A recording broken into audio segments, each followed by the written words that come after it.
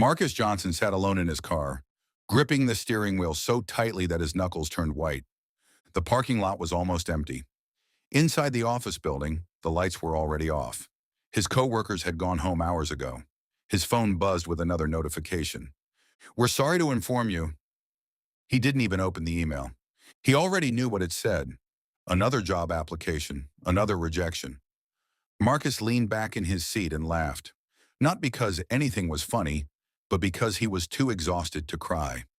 At 34 years old, he felt like life had quietly moved on without him. He had done everything people told him to do.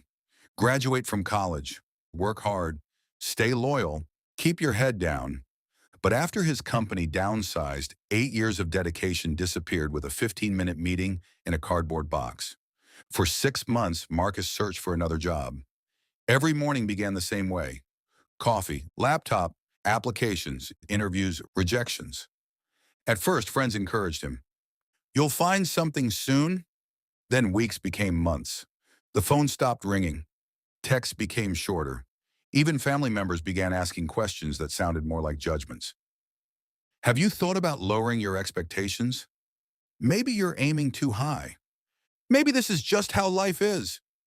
Eventually, Marcus started believing them. One Friday afternoon, after receiving his 20th rejection that month, he packed his laptop into a backpack and walked toward the exit of a neighborhood library. As he reached the door, he noticed an older man sitting near the entrance, reading a newspaper. The man looked up and smiled. "Tough day." Marcus forced a smile. "You could say that." The older man folded his newspaper. "You look like someone who's carrying more than a backpack." Marcus chuckled. "It feels like the world keeps telling me I'm not enough." The man nodded slowly. "Can I tell you something?" Marcus shrugged. "Sure.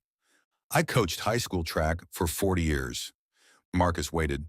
The man continued. "People think races are won by the fastest runners." He smiled. "But I learned something different." Marcus looked curious. "They're usually won by the runners who still push after everyone else has mentally stopped." Marcus frowned. "What does that mean?" The coach leaned forward. "The first effort is fueled by excitement. The second effort is fueled by character." Those words followed Marcus all the way home. That night, he couldn't sleep.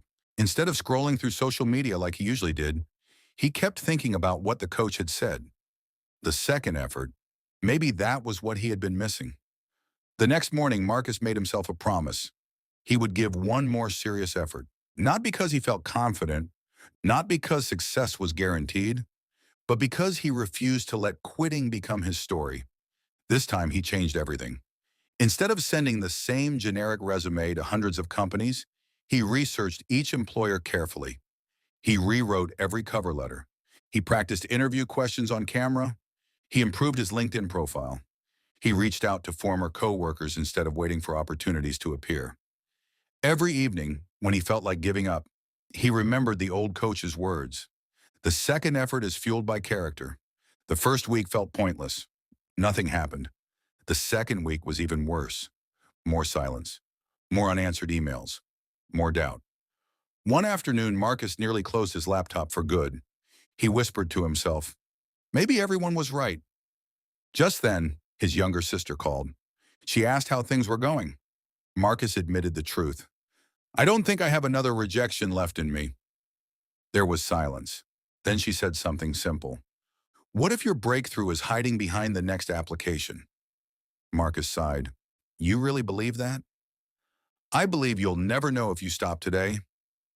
After hanging up, Marcus stared at one final job posting. He almost ignored it. The position required one certification he didn't have. Normally, he would have moved on. Instead, he clicked the application. He spent 3 hours customizing everything. He even recorded a short introduction video explaining why he was eager to learn. Then he pressed submit and forgot about it. 2 weeks later, while grocery shopping, his phone rang. It was the company. They had been impressed, not because his resume was perfect, but because his introduction video showed determination, honesty, and genuine effort. The hiring manager said something Marcus would never forget. "Most applicants met the requirements. You showed us who you were." Marcus received the job. But surprisingly, That wasn't the biggest victory. A year later, he became one of the highest performing employees on the team. 2 years later, he was promoted into management. 3 years later, he was mentoring young professionals who felt exactly the way he once had. Whenever someone told him they wanted to quit after another failure, Marcus never started with advice. He started with a question. Have you made your second effort yet? Most people looked confused. Then he'd explain. The first effort is when you're excited. The second effort begins after disappointment. That's where your future is decided. One afternoon while leaving work, Marcus drove past the same library where he'd met the old coach. He parked and walked toward the bench. The coach was there again, still reading a newspaper. Marcus smiled. I got the job. The old man lowered the paper. I knew you would. Marcus laughed. How? The coach smiled gently. Because you weren't looking for a shortcut anymore. You were ready to become the kind of person who keeps going. Marcus sat beside him. You know, I thought success came from talent. The coach shook his head. Talent starts races. Character finishes them. Years later, Marcus would tell this story during leadership conferences, community events, and youth mentorship programs. People often expected him to reveal some secret networking strategy or interview technique. Instead, he'd tell them about sitting alone in a parking lot, believing life was over. He'd describe the dozens of rejection emails, the sleepless nights, the moments when quitting seemed like the smartest option. Then he'd pause. The biggest difference between successful people and everyone else isn't that they fail less. It's that they make one more attempt after everyone else decides the story's finished. The audience would grow quiet because everyone has faced that moment. The student who wants to quit studying, the entrepreneur ready to close the business, the parent wondering if their sacrifices matter, the employee who feels invisible, the dreamer convinced they're too late. Life tests all of us the same way, not by asking how strong we are when everything is going well, but by asking one question after disappointment. Will you make a second effort? If you're watching this today, maybe you've been carrying rejection, disappointment, or self-doubt longer than anyone realizes. Maybe you've convinced yourself that one more attempt won't matter. But remember Marcus. His life didn't change because luck suddenly appeared. It changed because he decided to try one more time when quitting felt easier. Sometimes the opportunity you've been praying for isn't hidden behind extraordinary talent. It's waiting behind ordinary persistence. So before you give up on your dream, before you stop believing in yourself, before you decide the story's over, take one more step, send one more application, make one more phone call, practice one more day, learn one more lesson. Because the secret isn't found in the first effort that everyone is willing to make.